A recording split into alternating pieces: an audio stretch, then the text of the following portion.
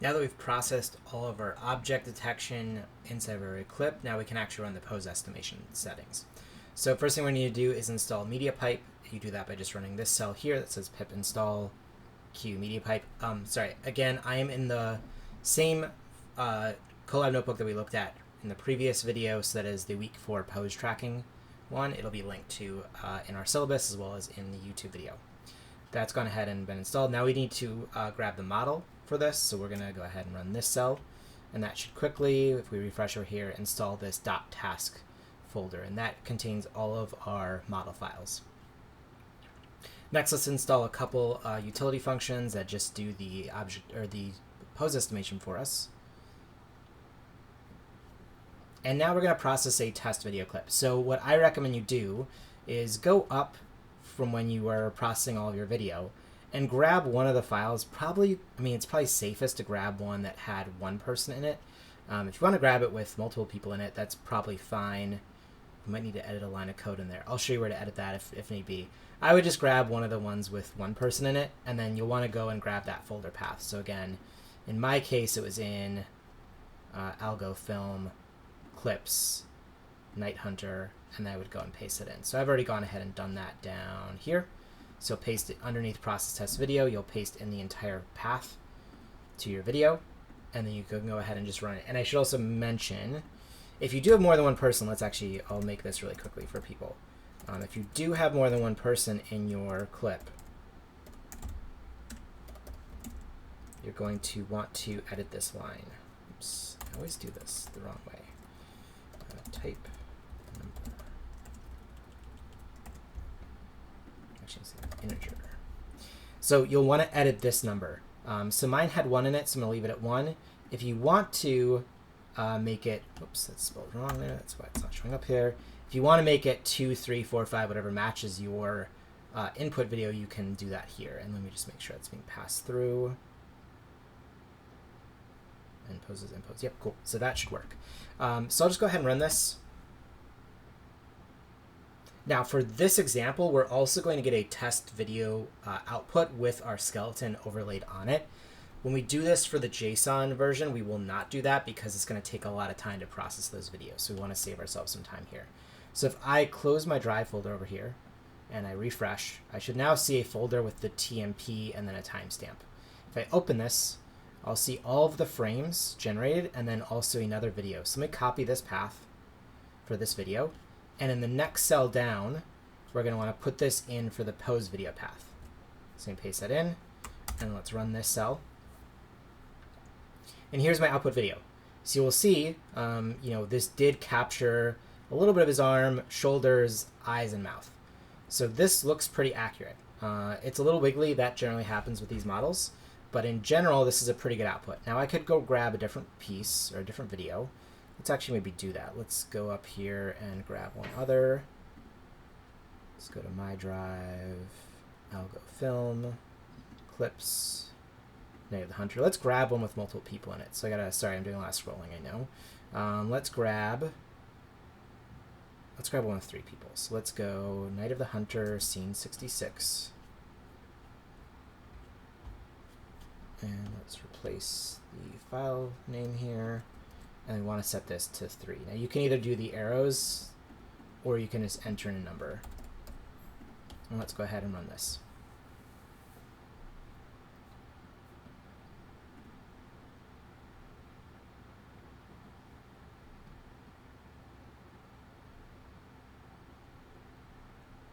And it's a little bit of a longer clip, so it's taking a little bit longer to process. Also, because there are more people in there in the model, it's probably also taking a little bit of time to actually find all the different people in there. So now I've got this. We can go ahead and hit refresh there, open this up, and then let's copy this path and paste this down here and run this. So interestingly enough, this is the problem with multiple bodies. That's that frame right there. So you can kind of see a couple different things that are happening here. One is it is actually finding the second arm, but it's also including an errant arm that is somehow touching the eye. In general, these models just do not work as well with multiple people in them. You'll see here, this is one of the big challenges. the model is picking up this arm and attaching it to this person's body. So this is, the challenge of using multiple bodies in these images. This clip is especially hard because, one, it's black and white, and I think the model doesn't do black and white as well, but also the particular crop on this sort of close-up on this face, therefore, means this, the model's sort of assuming this person's arm is up, and therefore that's where the arm is. So again, not as accurate the more people you add to scenes. There might be other models that are a little bit better, but for this is probably good enough for what we're doing here. So let's go ahead and move on to running this for all of our JSON files. So we're going to close this out. So again, this time this will not generate those temporary video files. It just takes too long. You don't need to go through 100 video files to find everything. So those won't be output this time. So it's only, if you want to generate those output videos and play with them, you can only do that in these two cells here. Okay, so for this, we're not going to just run this willy-nilly over our entire folder. So what we're going to do, in fact, is actually use our JSON file and filter by the types of clips we have and the people we want. So for this, we're going to point this to our JSON file, which is, this was for the a different example that I had used where I was just purely using a dance clips. So let me I'll go film, and let me just do video clips. So we'll change the file name here to be video clips. And let's do a filter on this. So instead of filtering on Night of the Hunter, let's instead look at, let's do Punch Drunk Love again. So let's do Punch. And then we want to set an end person filter. So again, these generally work the best on single people. So I'm going to leave this as 1. So what this will do when I run this cell is going to return all of the clips that match these parameters. So all of the clips inside of our JSON file that have a title of Punch and then have a person filter of 1. So basically when we use that object detection model, it returned how many people were in there. So we only want clips that have 1 person in them. And here we find there are 132 clips from within Punch Drunk Love that have 1 person in them. Now we can also run this cell, and this will tell us all the video files. So here you'll see, there are a series of video files that we can look at. And this is helpful because we want to kind of just grab one and play with it when we get to the next step, which will be that sort of match cut system.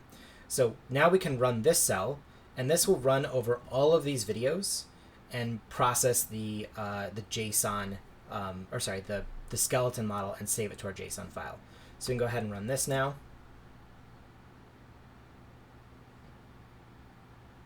Now, depending on how many video clips you have here, it looks like I already processed this. Let's see if I have another video that I didn't process this for. Let's try Night of the Hunter. So we'll do Hunter.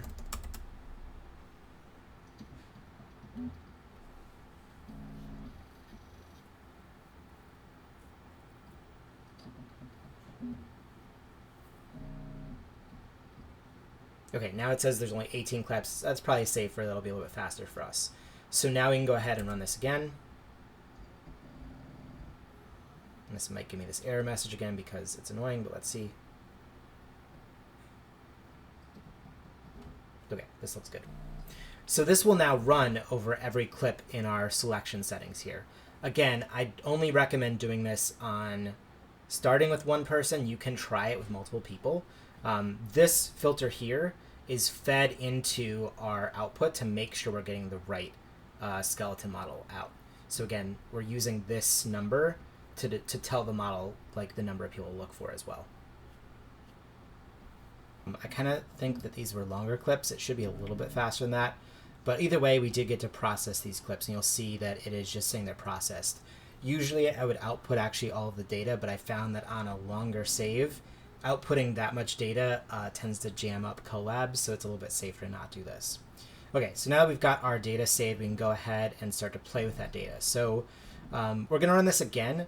This is sort of set up here to allow you to jump back in the notebook at a later date if you want to. So you can come down here and you can run this exact same command. But instead, actually, what I'm going to do this time is I'm going to work off of the right video JSON file. And I'm actually going to grab all of my single person clips. Now, again, With the direction stuff, it's probably easier to work off one person than it is multiple people. In fact, I don't even think the notebook is really set up to handle multiple people in every scene, but you can try it and see what happens. So let's go ahead and grab all of the clips from our videos that contain one person.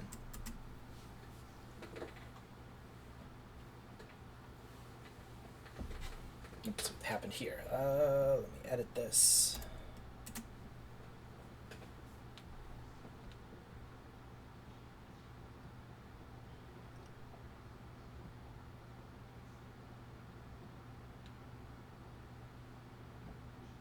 Okay, and supposedly there are 843 clips inside of my JSON file that only contain one person.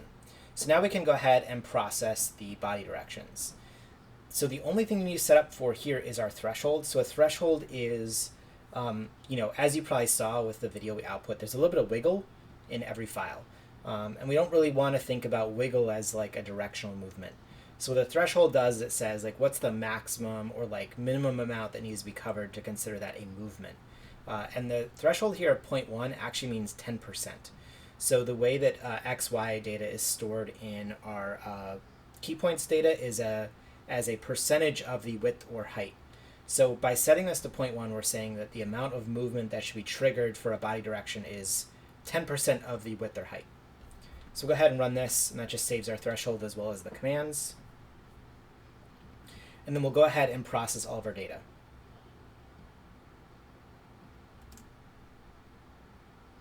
And this should be really quick. I mean, you'll even see, right now it's processing a lot of data here.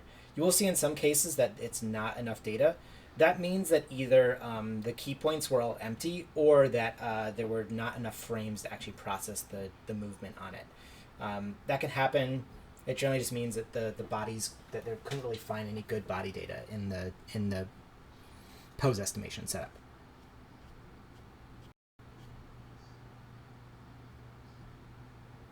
But as you go through here, you will see that there are 3 directions for each element. So left to right or neutral meaning they don't move around, and then up, down, and neutral.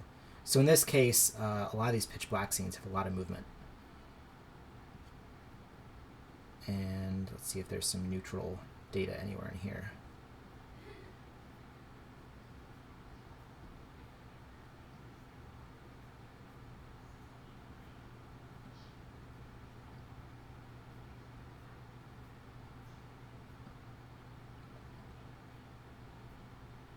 Interesting. Where are my neutral data? I know I had some.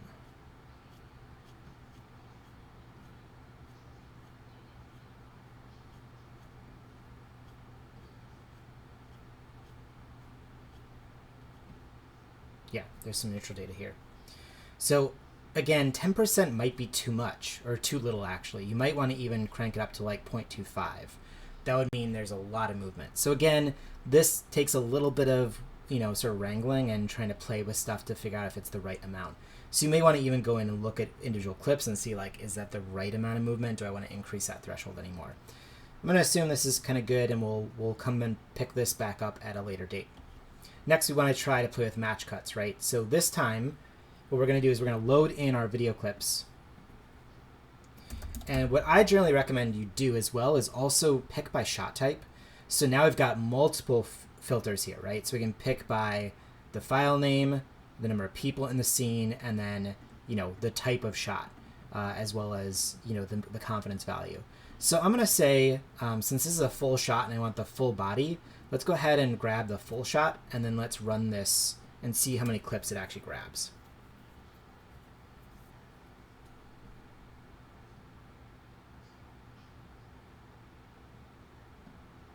The downside of doing this, you'll see we only grab 42 clips. A lot of full shots tend to contain multiple bodies, so there are less full shots that also include multiple people. We could try, let's see, long shots.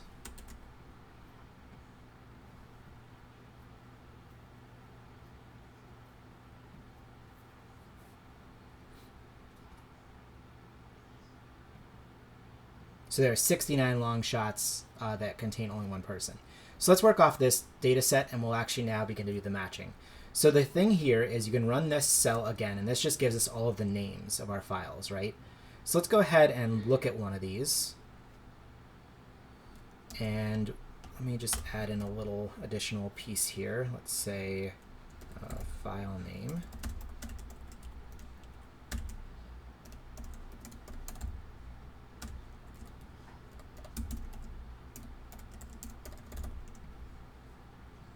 So what we'll do is we'll take our file name from here. We'll grab one of these frames, or one of these file names, and we'll paste it in here. And we're just going to replace this here with this. And then what we're going to do is try to look at what the video is actually producing. Because what we want to do is we want to sort of start, the way this whole setup works is it starts with a single frame, and then from there it then builds out your next step. So what it does, it looks for your first video, it takes the last frame from that first video, and then it finds the best matching first frame from any of our other videos in this set. So it's, excuse me, it's going to go through the rest of our videos and grab whatever is closest. This is a very long shot. Is there actually a person in the shot? There is. But they're pretty wide out. So the other challenge is that we're going to crop all this down. So I don't know if this is going to be a great first video. So let's grab a different one. Let's actually grab one from Night of the Hunter. And let's check out this video. And so again, all I'm doing is I'm going through here and grabbing any file name within the strings. Ain't nobody stole that skiff. Ain't nobody gonna neither, as long as Uncle Birdie's around. Also not great. And also, like, funny enough, this clipping doesn't work particularly well. This might be a very bad video. I've got an example using our dance videos that we can play with, but there might not be a great... This again, where sort of the data set is going to help inform sort of what works and what doesn't. Let's grab this and see what this one is.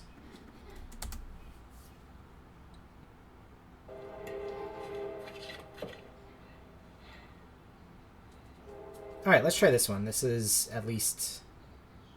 There's a body in there somewhere, although it's got to be kind of hidden. I don't know, we'll see. Okay, let's just play with one of these and see what happens. Again, based on what your clips might be, you might have some struggles here. So we're going to go ahead and delete that cell because we don't need that. We're going to run this cell, which will save some functions for us to use. And then we're going to go through this, and we're going to grab this clip, and we're going to paste this in here.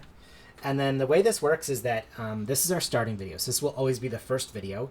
And then what we'll do, as I mentioned, is we'll grab the last frame from our first video and try to find the best match within our selections of the first frame. And then we'll take that video, last frame from that video, find the next best selection over and over and over again.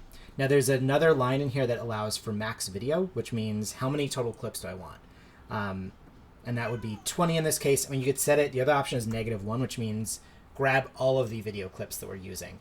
So that would be all of these up here, assuming they all have key point data for us. And that's actually one of the tricks, is not every one of these has all the key point data we want. So let's go ahead and run this and see what we get.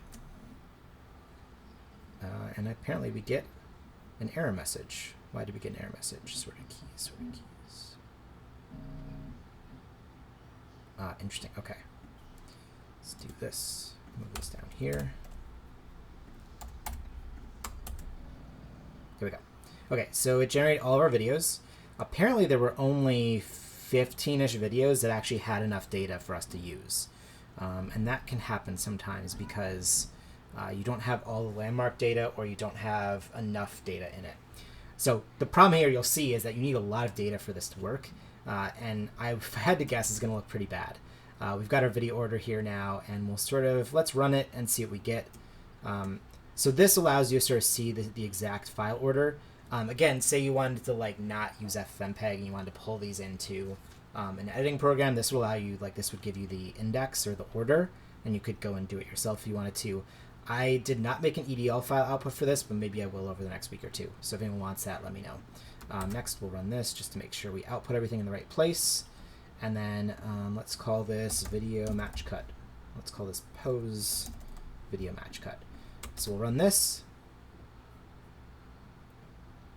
And this will take a little bit of time, and then what we'll get is we'll get an output of our videos here. While this runs, let me see if I can quickly find the video I produced last night. Oops, that's not the right drive account.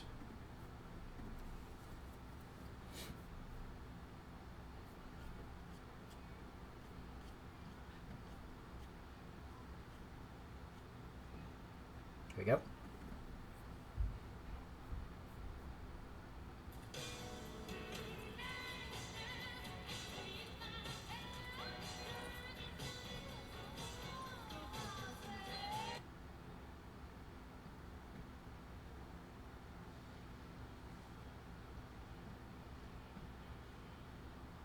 So it's not terrible. You'll see in those first couple match cuts, you know, that one's not the best match cut. So. You'll generally see that with this little data, because again, we're only processing this off of 3 films, and it's, you know, has to be I believe a medium shot. Then in general, it's just sort of like closest pose to where a person is. And that can be kind of, you know, again, this is where if you have a ton of different data, you'll likely get better match cuts. And also, as you see, the further down, you know, the loop of videos you have, the worse it gets, because it's very easy. It's easier to find good matches when you have a lot of video data. So the way this actually works is it finds its match and then it pulls that match out of the options of the next thing. Because if you just use, if you don't remove those from the potential pool, sometimes you'll just get an infinite loop of the same 2 videos looping back and forth because they're the closest matches to each other, and often clips from the same film, that sort of thing. So that was an example of this. Again, this is a little experimental, not the best solution. But if you have a ton of data, like if you have a ton of, like, I don't know, kung fu movies or other like dance videos, you might find that you get good examples with this. But this is a case where you need a lot of data, like maybe 100 films or like, you know, something like 2,000 clips to pull from. You're going to get better results with that. Okay, so that is everything we're going to cover for pose estimation. I'm interested to sort of see what people make. In the next video, we'll jump over to face estimation. So I'll see you there.